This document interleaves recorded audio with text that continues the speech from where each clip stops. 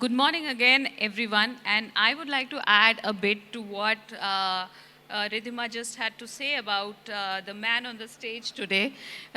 He's someone whose words of wisdom have the potential to actually change your life from perhaps being a salaried person to an individual who aspires to build a business of his own. Ronnie has built businesses across decades and industries and comes with invaluable experience, and we hope to learn a lot from him today.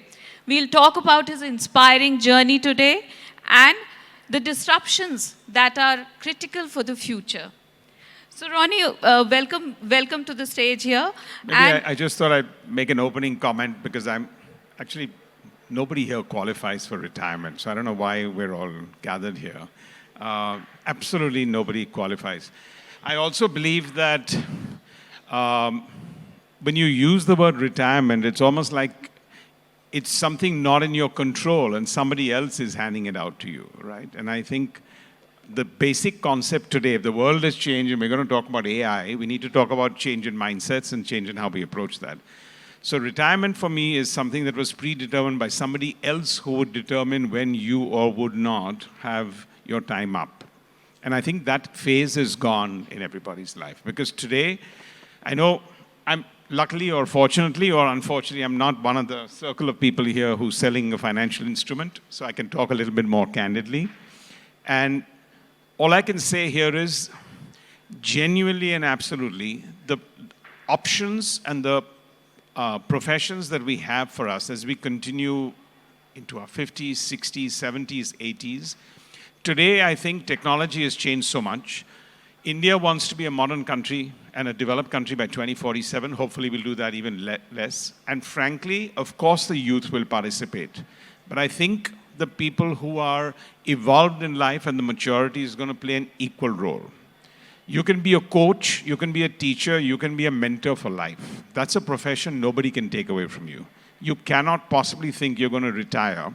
So I know you're going to look at surplus funds when you look at how you want to start your retirement planning. But actually, what's really going to get you going is to figure out the 2 or 3 things that are going to get you 10 times more active than you were. The good part about being at a senior level in your age is you have choices. I think Sonia mentioned that if you have money, then you have a little bit of your money matters. I think you have choices. I believe today I'm better posed to say no to things at this stage in my life than what I did. When I was younger, 90% of the things you have to do, 10% of the things you choose to do. Today, I think 90% of the choose I may want to choose to do, and 10% is what I can say no to. So I would just put down here, outside of the financial wealth, our ability and the power for us to be able to actually think through and decide that now, the next 20, 30 years, we can do an incredible amount of optionality that in the first 30 years we couldn't do, but we can do, I think is an opening thesis today also, outside of some of the other things we're talking about. But I couldn't help resist that. I'm overhearing the earlier conversation today. Absolutely. So, in fact, what Ronnie is talking about is reinventing yourself, and you have more opportunity perhaps when you are older and you can make your own choices very clearly. But you in your life, in your journey, you have reinvented yourself many times, along with businesses that you have set up. But something is bound to remain constant in all this. So, what are the core principles that have remained with you while you were reinventing yourself and looking at new opportunities and businesses? So one thing I really strongly believe, especially when one is building from time to time, is the element of frugality. I think it's a big word and people don't necessarily connect with it the first time I say it, but I think it slowly dawns with people. But I think when you start, and the startup world today is not necessarily built on frugality.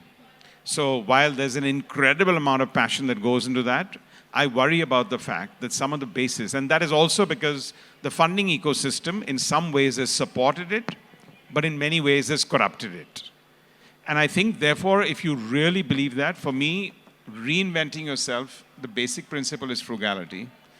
I think the second one is exactly the fact that you have to keep reinventing yourself. Because if you're not being able to do that, that constant will not be there. So I think these are the 2 factors that have been the ground principle for me whenever I've looked at things. Okay, great. That I think is again a big learning for you guys who may be looking at newer opportunities. But coming to the next question, India is a growing country. It's going to be a 10 trillion economy, as they say. So, what is the future that you predict in terms of the sectors or businesses that will come up? And especially, you may be reminded of the media and ed tech industries where they were when you kind of entered and made a change to that. So, what do you have to say about that? Well, I think there are multiple sectors, and I think what we say today may be not so relevant 4 years from now. But if I were to talk about today, I think frankly, the sector that I'm in, which is skilling, reskilling, workforce development, I wouldn't call it education because that's a very formal sector and a formal name for it. But that entire segment is rife open because there is absolutely no choice in the fact that we are going to be forever learners. Gone are the days where you could read the book and it said, stay curious. Because now if you just stay curious, you can go on ChatGPT and ask some basic questions. That's not going to get you very far. You'll have to figure out and structurally reinvent yourself. So I think that's a large segment. I think we are under-indexed on anything to do with healthcare and medical, right? And, I mean, the whole medical, what I would call pharma industry or hospital chains, maybe about 10 years back was what, a 5,000, 10,000 crore market cap industry. Today, from what I understand, and I don't follow the stock market, it's about a 5 lakh crore market cap. So if you see the growth that is happening in the entire sense of care, I won't even call it health care, the care is going to be a very large segment, not just in India, but in many parts of the world. I see that. Renewables is a very large sector for India because whether we like it or not, we're going to need multiple optionalities for some of the energy parts here. And I know for most people that sounds like a distant, you need to be really in a billion dollar capitalization process. But these are sectors that I think, on the flip side, I very strongly believe we celebrate the micro, small, and medium entrepreneurs in this country. Because actually that's the bedrock. Without them, we wouldn't even be able to be a manufacturing base of any scale. So that entire segment, if one can start looking at different ages and 50 and 60 to keep promoting that, you're not going to be able to unlock value, but those are the sectors that is actually going to create more jobs than anywhere else, more self-employment than jobs. I think we need to forget that if you want to create 200 million jobs over the next decade, 50% of them has to come from self-employment or entrepreneurship, because there isn't that ecosystem that's going to create that many jobs. Right. So in the earlier conversation also, I think we mentioned that longevity is increasing, and maybe there is no time to retire anymore, and reinvention is the key word for you, what you have done with your life and the businesses that have come across. So what my question is that, when one thinks about second innings, which a lot of people might have to think, because of lack of retirement preparedness and other factors. So what is it that they should really look at? Should they kind of stick with the skills that they already have, the kind of work they have done, or look at reinvention? Is it that easy, the reinvention that we are talking about? So I'll answer that in two ways. Firstly, to your second question, it's a straight flat answer. It has to be both. If you're going to use your existing skills without reinventing self, you're dead. If you're only going to reinvent yourself and not use your existing selves, you're under-indexing yourself. So there's no question about the back that it has to be an and it has to be a deliberate and. It can't be a casual and. That yes, I'll pick up some experience on the way. It has to be a structured and. I think the second one is we need to be careful between starting a second act and a second innings. And I know for me, most people would mean, like, what's the difference? Like, I think when I moved out of media, a lot of people thought the right thing for me to do was to double down on that. To me, that would have been a second act. It takes a lot to be successful in something after 20 years and 100 failures. To do a second act is very, very difficult. To do a second innings just allows you to have a very different, fresh start. And the reason I say that for a lot of people, and the word of caution I would say is, what happens in your second act, which is not what I recommend, is you kind of go back to the same lessons you've learned. The tendency for us to call in most of the people we worked with for the first 10, 20 years of our life is very high. And I think that's the biggest mistake. Most of us join jobs and then we take the best 3, 4 people. We want to start something else. We call people we've had comfortable relationships with. You're not going to reinvent yourself. You're not going to rediscover yourself. Each one's going to finish each other's sentences. There's not going to be any more challenging. So I strongly recommend that for me, second innings was, I wanted to go completely out of a sector because only then will you force yourself to reinvention. It's very easy to get tempted into a second act. It's very easy to call in people you've had great relationships with, but you're fooling yourself because you won't be able to grow, you won't be able to reinvent, you won't be able to disrupt, and the next value creation is not going to happen with the same cast of characters. Yeah, so that point is very important, and absolutely we see in the industry also, like even when people change jobs, they'll take the teams with them, and I'm sure that happens with reinvention also. But when you're starting something new, it is a risk, and what do you have to say about that kind of risk? Does everyone have that stomach to can stomach that risk? Risk is now a different world.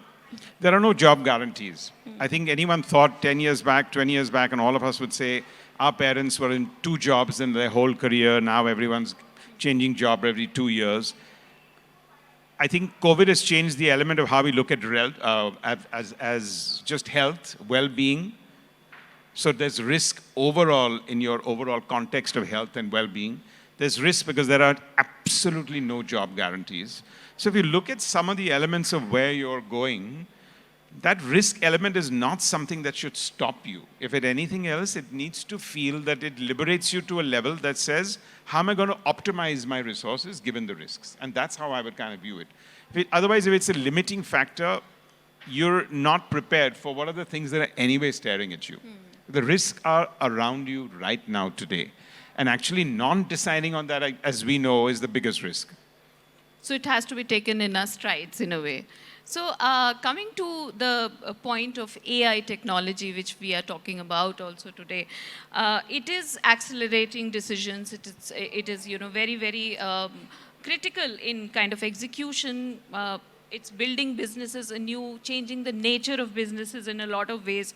So how do you see the leadership evolving in this scenario? I mean, what skills do they need to develop apart from the traditional skills that they have been working with till now? See, I think today leadership or even a CEO post has an expiry date. I think this concept of if you've risen through the ranks and you've come there and now you can stay there is gone. I think almost it's like a revalidation every month because you could be having a good innings and 1 or 2 strategic missteps and you're out because the world is very competitive. So I think clearly for leadership today, a 360-degree approach is very, very important. And that means you need to be a little bit of a drone. Now, not drone, and I'm saying drone because most people think, oh, I need a holistic point of view. I need to be at 30,000 feet. 30,000 feet doesn't work anymore. Drone is just hovering above a little bit about everybody else, but having a very sharp eye to be able to zoom in to whatever you want to do from time to time. So I think a drone approach and a 360-degree approach is very much needed for leaders. Second, I think the time to be problem solvers as leaders is gone. We need to be problem spotters. And I mean that because I think today, if you look at some of the younger generation, because they've got a fresh outlook of life, I just find them to be a little bit more edgy, a little bit more scrappy, and definitely more what I would call problem spotters than problem solvers. Because today, the world is moving so fast that by the time you actually get into a problem, figure out how to solve it, a new problem has arisen. But leadership is going to get quantified where if you can watch a train or a truck that's going to hit you around the corner. So a problem spotting element is and it's not easy because for that you need an entire team, a culture and an ethos which is slightly edgy, definitely not complacent, and where reinvention and innovation, because the minute you start from a particular scale and grow, the first thing you need to do is corporatize. Then you need to build in some sense of process. Of course you do. But if 90% is process and 10% is innovation, you're dead.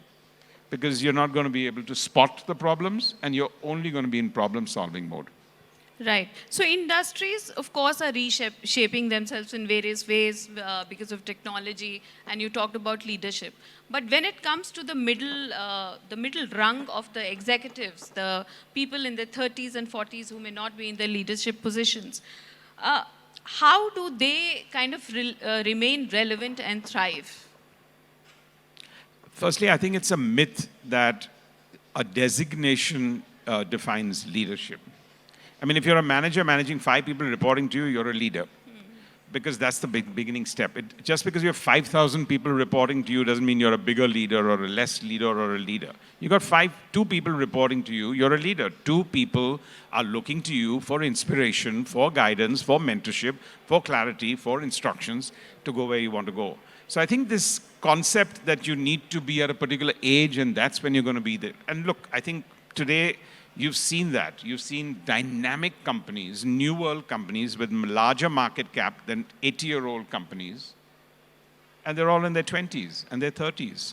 So I don't think this age is a definition of that. It's the approach and the attitude. And I think we need to understand the minute we have a few people reporting to us in some form or the other, we are a leader. Normally people think leader means you're at the top. Nobody's at the top. I mean, even a CEO has a board. If they don't have a board that's compliant, then they have shareholders. Somewhere down the line, the accountability is always there in that context. Right. But AI does come with a lot of challenges. So, for example, I'll just talk about the media industry in very shortly, very briefly. That content, now you have chat GPTs and AI is writing articles for you and all of that, which of course we are not using because Google will not allow it and all of that. No, it's also very threatening. It's very, so exactly. So I was coming to that it becomes somewhere very threatening, especially for the freshers who are learning how to write and all of that. And the freshers are also smarter than maybe the earlier generation, I would say, most of them. And they are looking for these shortcuts. So what happens to the skill management and the overall, how you develop yourself as a professional? Well, firstly, I think the key word is acceptance. It's here. So it's not like you're going on a morning walk and the road is dug, so you have the option to cross the road and walk somewhere else. It's there. Wherever you go, you are not going to be able to cross the road and avoid the modernization of technology. So I think the first step is accept. Once you accept that, you'll figure out how, firstly, when you accept it, the threat goes away. And the mindset becomes, how do I use it behind me instead of as an adversary? But sometimes it becomes a challenge for the leaders also.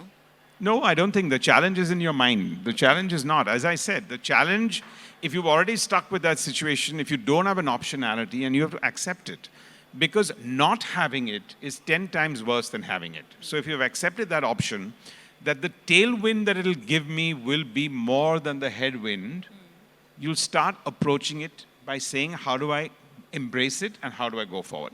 And I have to overemphasize that part because otherwise, look, we've had broadband, we've had internet, we've had many things and many technologies that have come in. Now today the hyperness on AI has only come about because firstly it's just 2 alphabets, so it's easier to keep pronouncing and keep putting out with everybody. Second, in the herd mentality, the financial investment community comes in because there's a FOMO of losing out, so you want to fund anyone who says the word AI.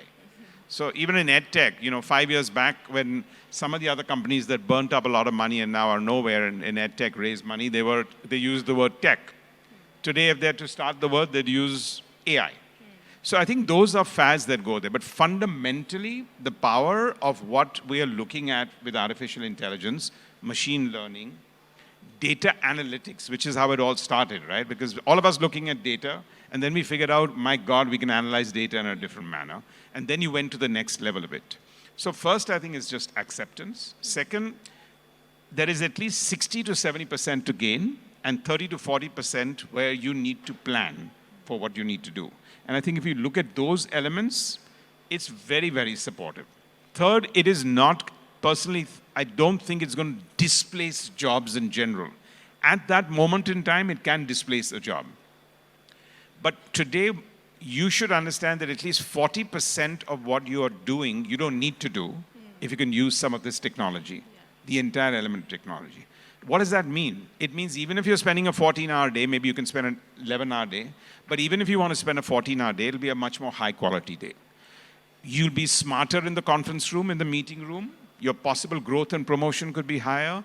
If you can manage to figure out how to harness it, the challenge, I mean, the opportunity for you to leverage your salary or your promotion is going to be much higher. That's how I think it needs to be looked at. Right. So coming to your journey, like when you launched upGrad, online learning was new and new in India, and it was still evolving.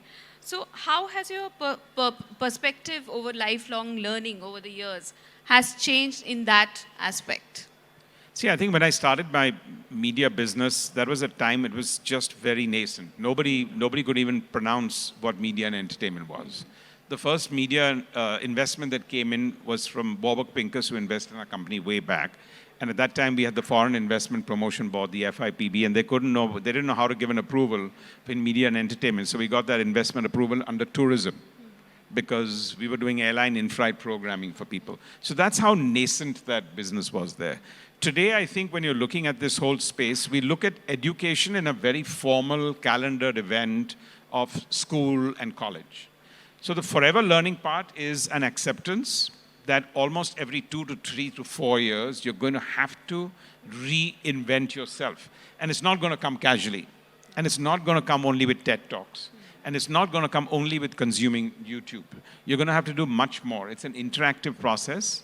You'll need more. You need to be a specialist and a generalist in many ways in which you want to do that. So how can AI play a role in higher education and skilling in that sense? So I think AI plays a role in both ways, right? One is the tools on how we're going to get skilled. So today when we have an online classroom, we have 600 people in our classroom, and most people say, my God, 600? How do you ever get attention? Our class or our cohort with 600 people learning data analytics is 10 times more exciting than the 60 people class. Because, firstly, because of the technology, you post a question and you got 19 different points of view. The professor or the faculty doesn't even reply till much later. You've got peer-to-peer learning that happens incredibly. And I think today, the biggest change that's going to happen with online education is the power of peer-to-peer learning, which I think we don't get the power that online is not flaky, because the peer-to-peer learning is the learning of tomorrow. It's gone are the days where only faculty and teachers are going to teach you. It's very critical and important in the formal part of your education, which is school and college. But after that, your best learning today is peer-to-peer. We're sitting here having a conversation. Each of us are listening to somebody else's views. So for us at upGrad, the focus is how do we capitalize peer-to-peer learning on a global scale. So again, somewhere, the need for teachers and professors, do you think it'll die down or eventually? Every single person in this room is a teacher, a coach, and a mentor. Nobody just asked us. Nobody gave it to us. And it wasn't a profession that's been glamorized yet in this country. Startup is now glamorized, but actual teachers is not as glamorized a sector, unfortunately. But that optionality you have, before that, all you would do is you would have a guest lecture. I would come here and do that. Or somebody went to IIM and gave a guest lecture and they felt, today you can actually be your own professor, teacher, mentor, specialist in what you want to do, down to the lowest specialist. It's not just general marketing. You can zero in on any single aspect of anything you want to do and be able to go there. So I think that optionality is incredible. Right, but job creation is a problem in India right now. But anyway, I'm sure AI will create more kinds of jobs, perhaps. But yes, look, job creation is not a problem only in India. I think it's a problem everywhere else. Yeah. You wouldn't have mass deportation in the US, notwithstanding the controversy there, if they didn't feel they needed to solve their own problems or what they necessarily needed to do. But I think the ability for self-employment is very high. I can only tell you in our foundation where we look at skilling. Today, I want to just give one example here. When we are training and skilling youth and young people or professions in their 30s that are taking a course here in skilling, what I see in rural India, what I see in urban India, what I see in a country like Vietnam, all three, we have a target audience and group. It's quite interesting. Here, I think most people are in this element of FOMO where I need to do it, maybe I need a certification, how is it going to help me with my job, what's my promotion, what's my job? In rural India, where we're skilling about 60,000 youth for different continents, so there everyone thought masonry, carpentry, painting would be the thing. The number one pursuit for skilling there today is hospitality. Right? So even in rural, because the highways are being built, there's dhabas coming across. So the entire perception even there and their aspiration has changed. Yeah. But when they look at it in an extremely different way. 5 years back, all those 60,000 people that we trained, we needed to figure out how to get them into a job.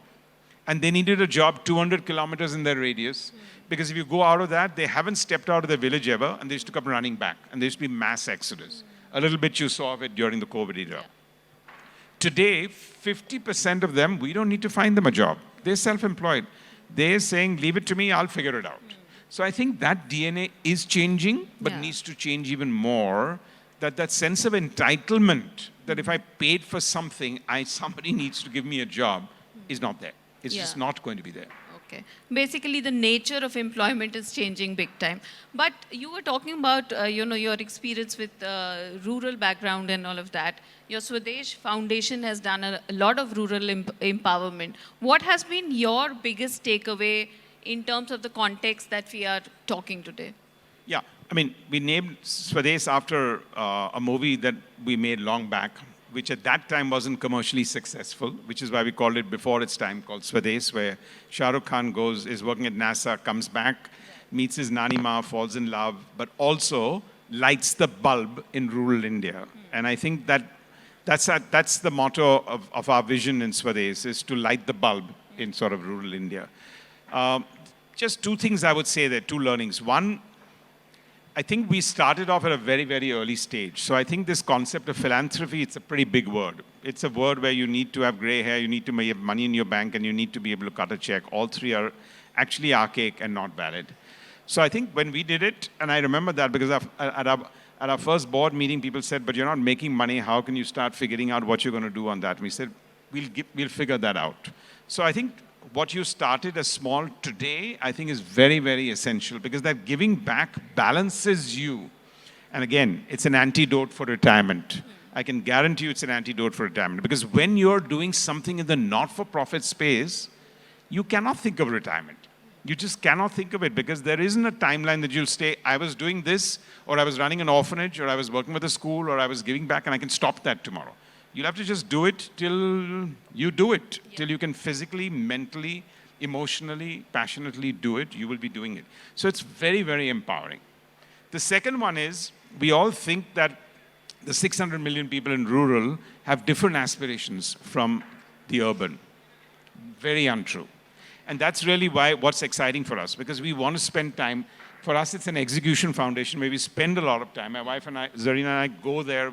Tomorrow we're there, and on the weekend we're there. So with the community, because then you're reinventing yourself and thinking aloud there. So aspiration levels in rural India are the same. The irony is, at the kids and at the school level, and that was part of my motivation of actually being part of founding upGrad, was nobody asked them in rural India, what do you want to do when you grow up? All of us here are extremely blessed and fortunate. We're talking about our wealth and how to multiply it. There, nobody even asked them, what do you want to do when you grow up? And the parents won't dare to ask them that, because nobody asked them that before that. And even if the child is going to reply, they don't know what to do with it, because they may not have the economic wherewithal to satisfy their curiosity, which is why they don't. So somebody wants to be a teacher, a policeman, or a fireman. That is changing substantially. And the third one I would say is, when you're giving back, the other person receiving it is not necessarily beholden. First 4 years, we failed miserably because we set our own targets. But we didn't buy in with the community. So we want to build toilets. They said, come, build your toilets. And after 5 years and a lot of failures, it wasn't failures because we were still giving back and creating impact, but failures in our model, we realized that we needed to have them to have skin in the game. So when you think we are giving something to somebody who can't afford it, even a tribal person today, if we're building a toilet, for the normal people, we ask them to contribute 2,000. A tribal person will contribute 200. But that 200 rupees is the reason why he will use it, that toilet, versus keeping it as a storage and saying, I don't need a toilet. I used to always do open defecation, so I'm going to carry on doing that. Okay, so wrapping up this very interesting conversation, I have a last question to you, saying that you have taken risks and you have always been ahead of the curve, whether it was the media industry, ed tech. Now, what's the next on your line? What's the next big challenge or bet that you are ready to take? No, I don't. I have not planned anything more. I think there's incredible work in what I need to do in the skilling and workforce development, and I'm extremely committed and passionate for it. I think the not-for-profit is a very strong way. It's a permanent one. There is no expiry date on that. And I think I've been blessed enough, as I said right in the beginning, with choices and the ability to say no. So sometime the bug of storytelling is always there. And I think that's why, as a passion, I continue to do a little bit of movies, but only as a passion. Okay, we are looking forward to Swadesh-like movies, of course, which was maybe it was not an instant hit, but it has made a mark in everyone's mind, and everyone remembers it, I think. Thank you so much, Mr. Ronnie Screwvala. It was a pleasure hosting you today.